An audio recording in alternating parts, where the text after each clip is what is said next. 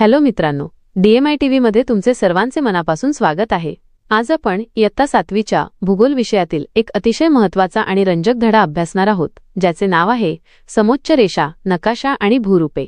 नकाशा वाचताना डोंगर, दऱ्या किंवा सपाट मैदानं नक्की कशी ओळखायची, जमिनीची उंची नकाशावर कशी दाखवली जाते, या सर्व प्रश्नांची उत्तरं आपल्याला या धड्यात मिळणार आहेत। आजच्या व्हिडिओमध्ये आपण खालील मुद्द्यांचा सविस्तर अभ्यास करणार आहोत। बटाट्याच्या प्रयोगातून अल्लूपासून सुरुवात। आपण प्रयोगाद्वारे समजून घेणार आहोत की त्रिमितीय वस्तू नकाशावर द्विमितीय कशी दिसते। भूपृष्ठाची प्रतिकृती, पृथ्वीवरील उंच सखलपणा कसा ओळखायचा। समोच्च रेषा, नकाशा, नकाशावरील रेषांचा नेमका अर्थ काय असतो। सासवड कऱ्हाखोरे, प्रतिकृती व नकाशा, प्रत्यक्ष उदाहरणाद्वारे नकाशा वाचन। समुद्र सपाटीपासूनची उंची, उंची मोजण्याचं जागतिक प्रमाण काय आहे। हा व्हिडिओ शेवटपर्यंत नक्की पहा, कारण यानंतर तुम्हाला नकाशा पाहण्याचा एक नवीन दृष्टिकोन मिळेल। चला तर मग उशीर न करता सुरू करूया आजचा आपला धडा। उंची व प्रदेशातील उंच सखलपणा नकाशात कसा दाखवला जातो याची थोडी माहिती तुम्ही इयत्ता 5वीत घेतली आहे। यावर आधारित पुढील कृती शिक्षकांच्या मार्गदर्शनाखाली करून पहा। शिक्षकांसाठी सूचना, मोठ्या आकाराचे 4-5 बटाटे वर्गात घेऊन जावे। वर्गातील मुलांचे गट करून त्यांच्यात बटाटे वाटावे। वरील आकृतीत दाखवल्याप्रमाणे लांबटगोल आकाराचा एक मोठा बटाटा व इतर साहित्य घ्या। बटाटा समोरून पाहिल्यास कसा दिसतो आणि वरून पाहिल्यावर कसा दिसतो याचे निरीक्षण करा। पेन्सिलने बटाट्याचे आरेखन वहीत काढा। आकृतीत दाखवल्याप्रमाणे सपाट तळ दिसेल अशा पद्धतीने एका बटाट्याचे 2 भाग करा। बटाट्याचा सपाट भाग टेबलावर ठेवून बटाट्याची उंची मिमीमध्ये मोजा। भूपृष्ठाच्या उंच सखलपणाबाबत सांगून हा बटाटा पर्वत दाखवा। बटाट्याची निमुळती बाजू म्हणजे पर्वताचे शिखर असलेला भाग, त्यांना दाखवा। या बटाट्याचे आपल्याला काप करायचे आहेत। बटाट्यावर 2 ठिकाणी खुणा करा। प्रत्येक खुणेमध्ये पुरेसे अंतर ठेवा। बटाटा निमुळता असल्याने त्याचे काप तळाकडून वरच्या दिशेने लहान होत जातील। आता बटाट्यावर केलेल्या खुणांच्या अनुरोधाने शिक्षकांनी बटाट्याचे काप करण्यासाठी सुरीच्या सहाय्याने छेद घ्यावा। केलेले काप वेगळे न करता ते एकत्र राहण्यासाठी त्यांच्यामध्ये टूथपिक किंवा टोकदार काडी उभी टोचा। आता टूथपिक न काढता बटाट्याचे काप कागदावर ठेवा। सगळ्यांत खालच्या कापाच्या कडेने पेन्सिलच्या सहाय्याने रेष काढा। काढलेली रेष सर्वसाधारणतः वर्तुळाकार असेल। रेष काढल्यावर टूथपिक थोडी वर उचला। टूथपिकच्या जागी पेन्सिलने खूण करा। हलक्या हाताने सर्वात खालचा काप काढून बाजूस ठेवा। उरलेल्या 2 कापांसाठी सुद्धा हीच कृती करा। ही कृती करून झाल्यावर तयार झालेल्या आकृतीकडे नीट पहा। तुमच्या लक्षात येईल की तुम्ही एकात एक अशा 3 वर्तुळाकार रेषा काढलेल्या आहेत।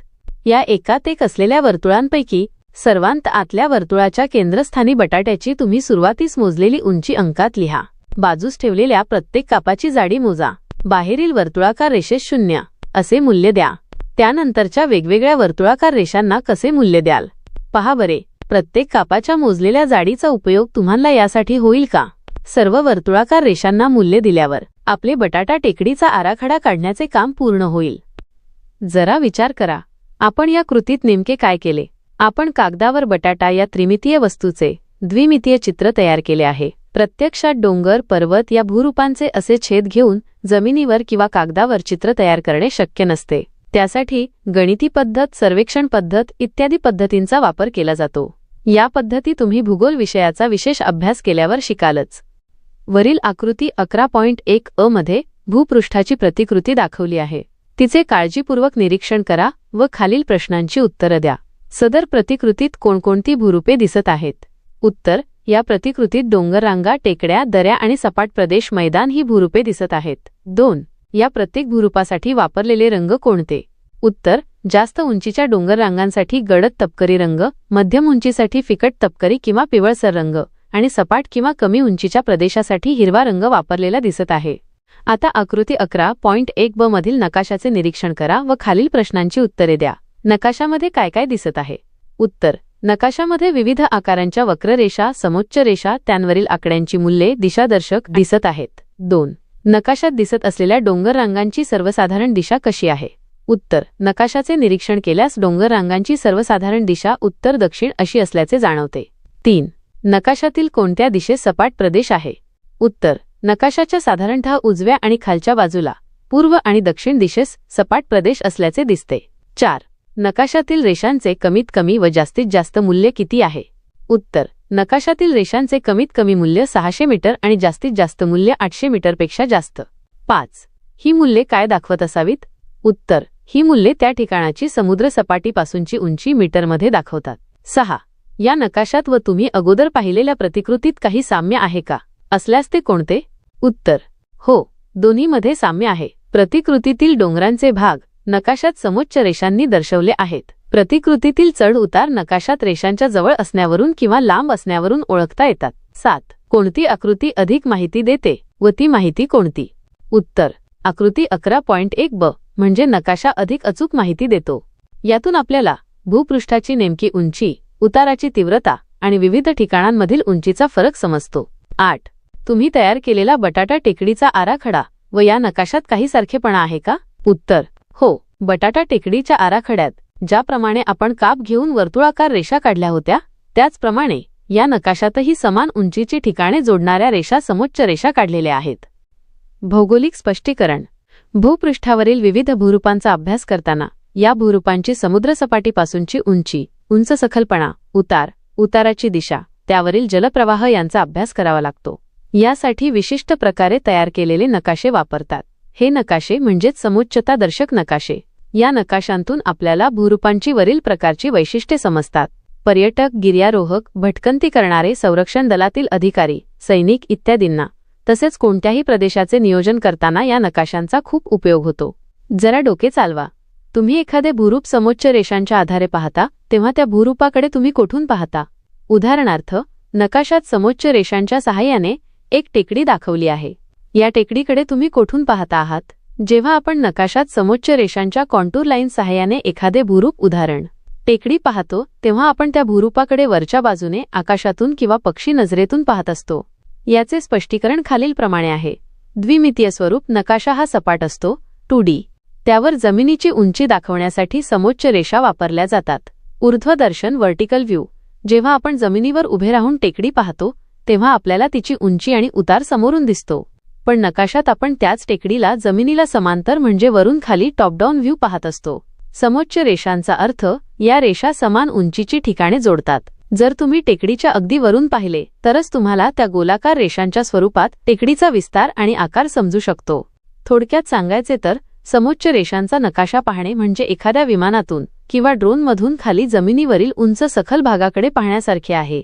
आकृती 11.3 अ मध्ये एक प्रतिकृती दिली आहे. प्रतिकृतीमधील उत्तर भाग मुळा मोठ्या नद्यांच्या खोऱ्याचा आहे. त्यानंतर कात्रज दिवेघाट ही डोंगररांग पश्चिमेकडून पूर्वेकडे विस्तारलेली दिसत आहे. त्या पलीकडे कऱ्हा नदीच्या खोऱ्याचा काही भाग दिसत आहे. वरील प्रतिकृती व त्याखाली दिलेल्या समोच्च रेषा नकाशाचे आकृती 11.3 ब काळजीपूर्वक निरीक्षण करा व खालील प्रश्नांची उत्तरे द्या. प्रश्न 1. नकाशात पुरंदर किल्ला कोणत्या दिशेला आहे? उत्तर: नकाशात पुरंदर किल्ला उत्तर दिशेला आहे. प्रश्न 2. नकाशातील कऱ्हा नदीच्या वाहण्याची दिशा कोठून कोठे आहे? उत्तर: नकाशातील कऱ्हा नदी पूर्वेकडून पश्चिमेकडे वाहत आहे, नकाशातील बाणाच्या खुणेनुसार. प्रश्न 3. नकाशात कोणत्या बाजूला डोंगररांग नाही? उत्तर: नकाशाच्या मध्यभागात आणि पश्चिमेकडील काही भागात डोंगररांग नाही, तिथे कऱ्हा नदीचे खोरे सखल भाग आहे. प्रश्न 4. नकाशातील कोणता भाग आपल्याला प्रतिकृतीत दिसत नाही? तो का दिसत नसावा? उत्तर: नकाशातील अतिशय उत्तरेकडील आणि ईशान्येकडील भाग प्रतिकृतीत स्पष्ट दिसत नाही. याचे कारण प्रतिकृती एका विशिष्ट कोनातून पर्स्पेक्टिव्ह तयार केली जाते, त्यामुळे मागचा किंवा उंचावरील भाग पुढील डोंगरांच्या रांगांमुळे झाकला जाऊ शकतो. प्रश्न 5. कात्रज दिवेघाट या डोंगर रांगेची उंची कोणत्या दिशेने वाढत गेली आहे? उत्तर: कात्रज दिवेघाट डोंगर रांगेची उंची पूर्वेकडून पश्चिमेकडे वाढत गेली आहे. नकाशात 600 ते 700 मीटरच्या समोच्च रेषा पश्चिमेकडे दिसत आहेत. प्रश्न 6. उंच डोंगर रांगा कोणत्या दिशेला आहेत? उत्तर: उंच डोंगर रांगा मुख्यत्वे नकाशाच्या दक्षिण आणि उत्तर दिशेला आहेत. वरील प्रश्नांची उत्तरे शोधताना समोच्च रेषांशी तुमची मैत्री होईल आणि समोच्च रेषांनी काढलेली प्रमुख भूरूपे तुम्ही ओळखू शकाल. तुमच्या गावाची शहराची समुद्रसपाटीपासूनची उंची मीटरमध्ये शोधा.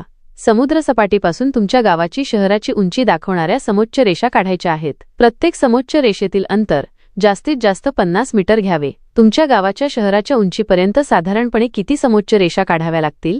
विद्यार्थी मित्रांनो, अशी कल्पना करा की तुम्ही गिर्यारोहणासाठी गेला आहात. तुम्हाला या डोंगराच्या किल्ल्यावर पोहोचायचे आहे.